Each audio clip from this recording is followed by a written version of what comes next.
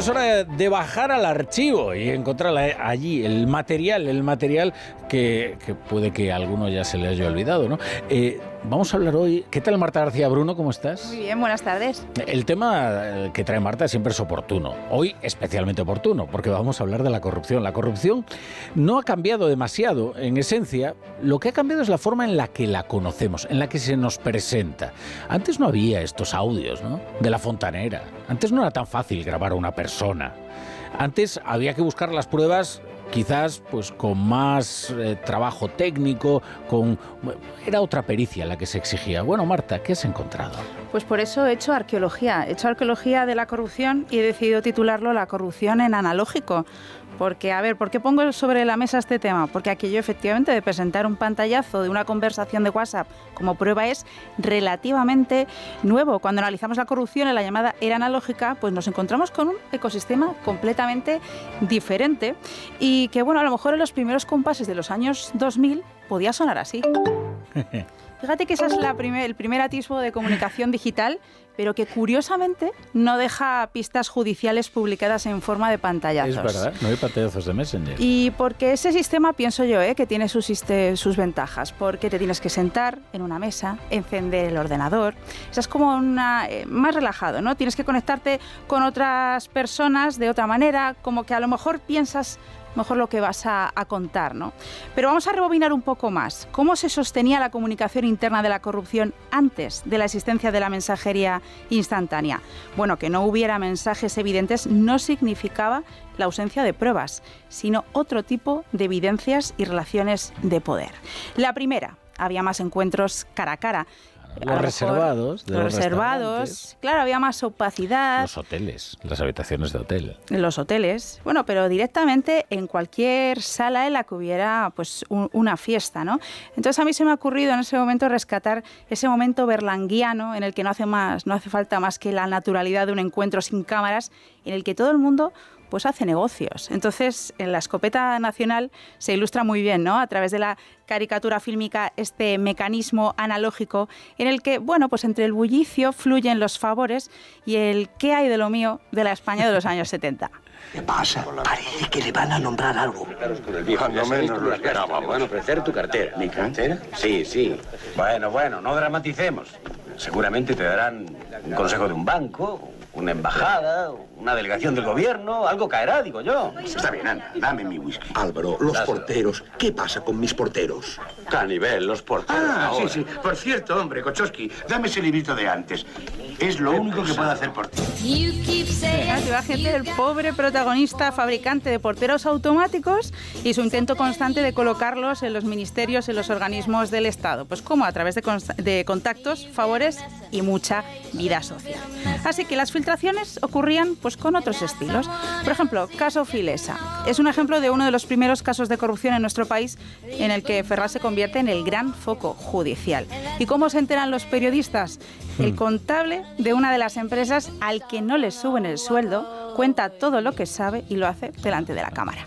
Cuando supieron que todo esto iba a ser denunciado, me ofrecieron grandes cantidades de dinero. Estaban dispuestos a pagarme por mi silencio y no están dispuestos a pagar, por ejemplo, por mi trabajo.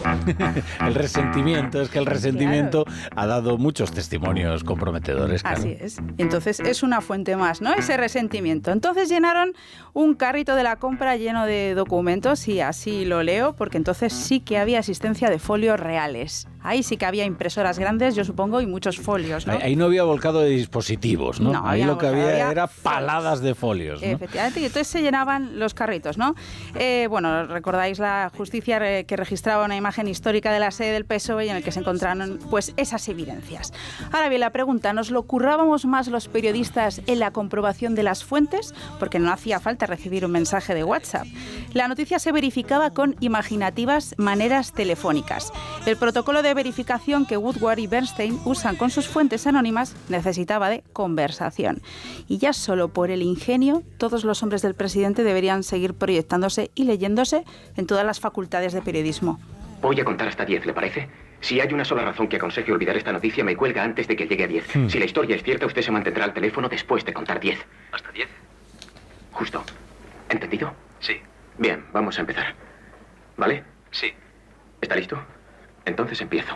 1, 2, 3, 4, 5, 6, 7, 8, 9, 10. 10. Ha llegado a 10. Todo perfecto. Bueno, me encantaría de verdad que así se tuvieran que verificar de nuevo las fuentes. Y de más de 3, porque era la cuarta. O sea que, bueno.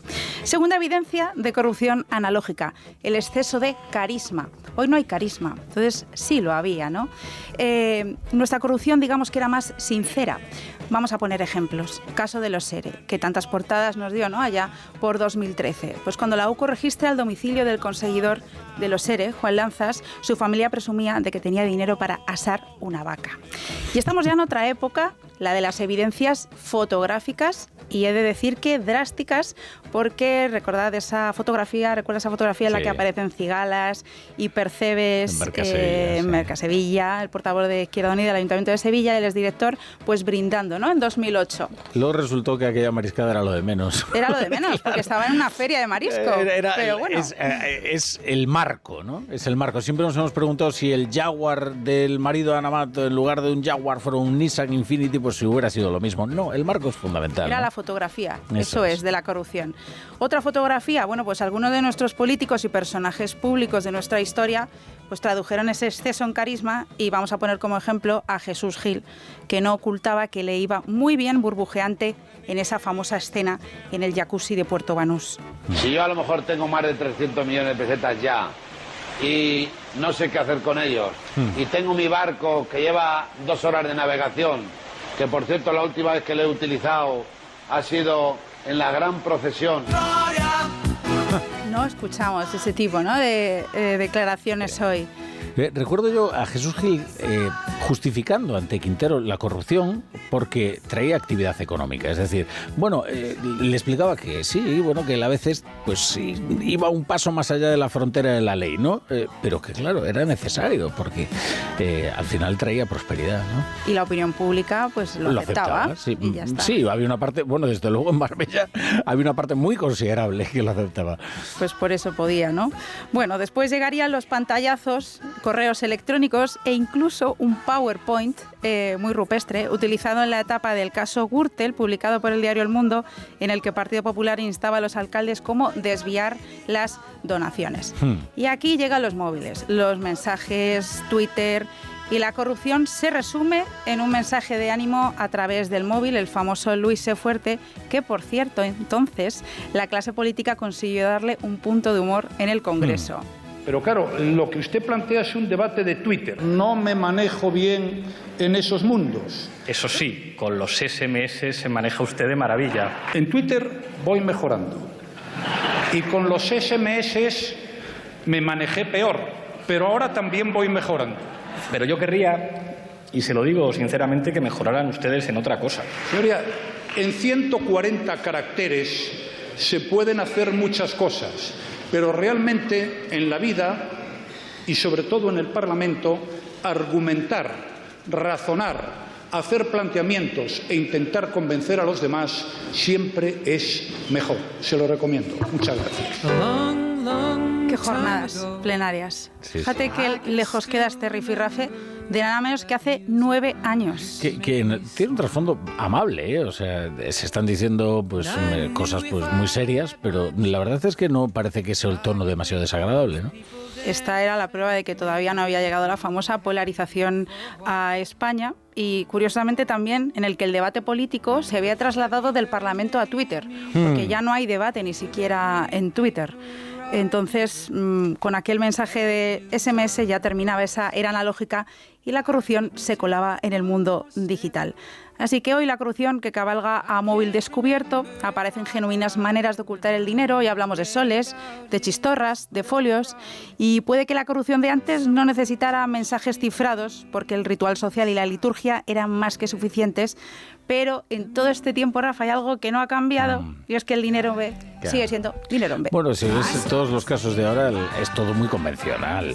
Es una corrupción pues convencional. Pues hay chicas de compañía, hay dinero B, hay mordidas, hay adjudicaciones, lo de siempre. Ahora, claro, es verdad, como llega a la opinión pública ha cambiado de una manera tremenda. Ya lo del SMS, esto, pues ya nadie lo utiliza, por ejemplo, ¿no? Ahora estamos todos con el WhatsApp. Pero ¿y la forma en la que se graban unos a otros durante años? Eso antes era impensable, ¿eh? Era impensable porque no llevabas un móvil en la mano. Claro. Entonces ahora llevas ese móvil en la mano y tienes como la necesidad imperiosa de hablar con otro. Entonces es más fácil. Es un dispositivo.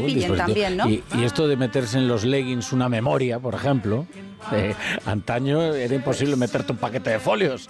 Claro, pues. No, para nada. Pero había llamadas telefónicas y todo, pues surgía, creo yo, con mayor naturalidad que ahora.